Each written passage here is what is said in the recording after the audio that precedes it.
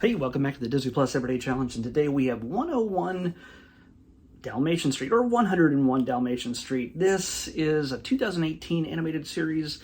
It's a one season. It's, how many episodes? Like 26 episodes.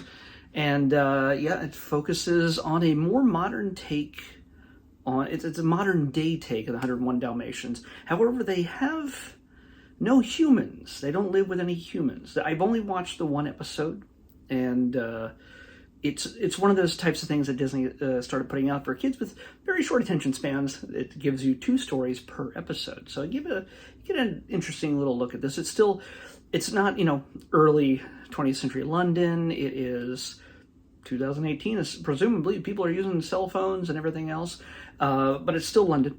However, our 2 main characters, which is Dylan and Dolly, both Dalmatians. Dylan's a little bit uptight. He's played by Josh Brenner. You might recognize him as Big Head from Silicon Valley and a few other. He's been all over the place. He's done a number of animated stuff over the years. And Dolly, who is voiced by Michaela Dietz, and the 2 of them are kind of the co-leads in this, along with Mom and Dad. Dad seems American, and Mom seems British. They all live in England, London, I think, from what I can tell. But Dylan, Dolly, and Dad all have American accents.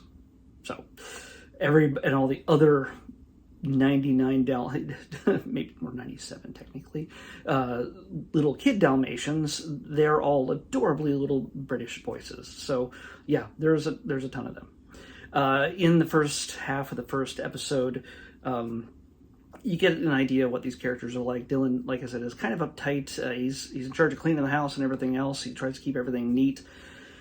And I think Dolly or one of the other ones suggests, why don't you just get a pet like all the other dogs in the neighborhood? And so they go about trying to acquire, or maybe it's one of the cute little puppies. They decide that they're going to adopt a human that they happen to find at the local coffee shop. After perusing a number of less desirable options, they get this red-haired doofus who is pretty much stuck on his phone and also is crushing on the local shop girl. And yeah, they basically bring him in to help clean the house and do all sorts of other things, and they're all very impressed with their new pet. But these things can't really last forever. Odds are, once Mom and Dad finds out, well, you realize you're going to probably have to let him go. He's going to be just too much for the kids to raise by themselves, all 101 of them. So yeah, that whole story arc, we get that one character. I don't know if he'll ever return, but we get a human character with lines in the first episode. So, and the second one is on Boom Day, which makes me think it's the 4th of July, but I'm pretty dang sure the 4th of July, Independence Day, Independence for America, is not celebrated in London.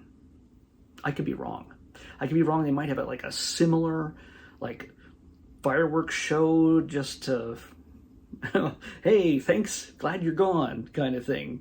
You colonies suck kind of celebration. I have no idea, but the dogs call it Boom Day. And of course, dogs, they're notoriously not really big fans of fireworks. And so they do their best to protect themselves. Mom and Dad actually kind of have something going on in Boom Day. We find out later in the episode what it is. I won't tell you what it is. It is not as lurid as you might think it is, just by the word. So, yeah, get your mind out of the gutter. But the kids, well, Dylan and Dolly, of course, they decide to find their own way. Dolly tries to find her own way out of the house just to hang out with some nefarious friends. A fox, in fact, a rat, a weasel, I think. She has made some curious friends.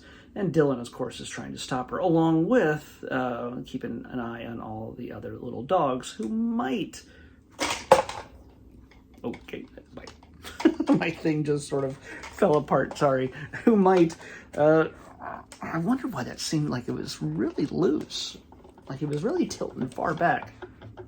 All right, are we all good? No edits. Yeah, I mean, how would I explain that without starting completely over? No take twos. So anyway, yeah, Dylan is off in the second part of the story to find one of the little puppies to find out where she's gone, and he thinks she's followed his sister Dolly. And you get to see the contraptions they create for themselves in order to protect themselves from Boom Night, which is legendarily dangerous for all of them. This is the animation's modern, stylistic. It's not the traditional 101 Dalmatians animation. That's perfectly fine. We can have different eras of animation, different styles of animation to tell similar types of stories. They're not the same puppies. So people who are very, very married to the old school 101 Dalmatians shouldn't get too upset. It's not a reimagining of the same exact characters. It's okay.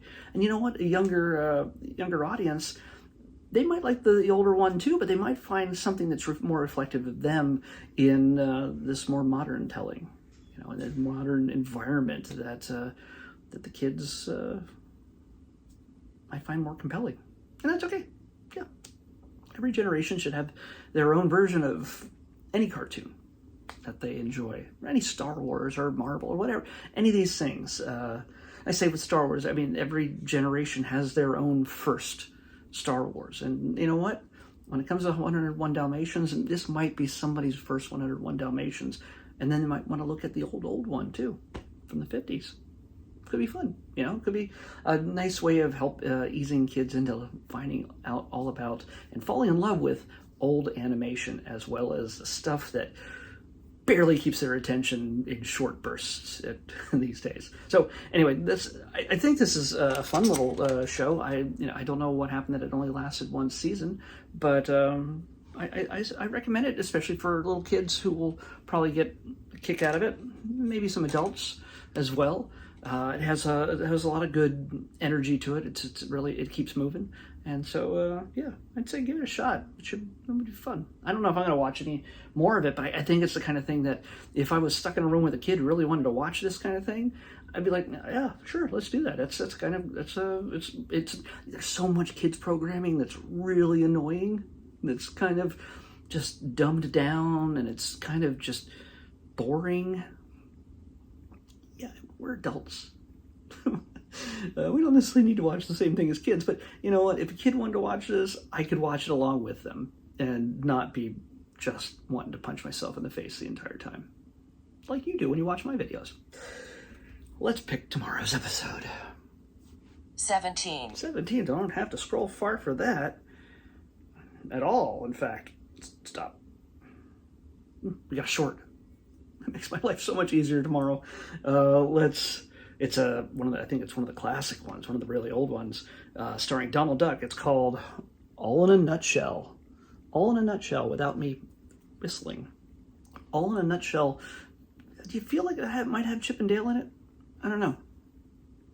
They weren't big stars as like Donald, Mickey, and Goofy back then. So, we'll watch that short. It's All in a Nutshell, starring Donald Duck on the next Disney Plus Everyday Challenge. I'll see you back here tomorrow with that.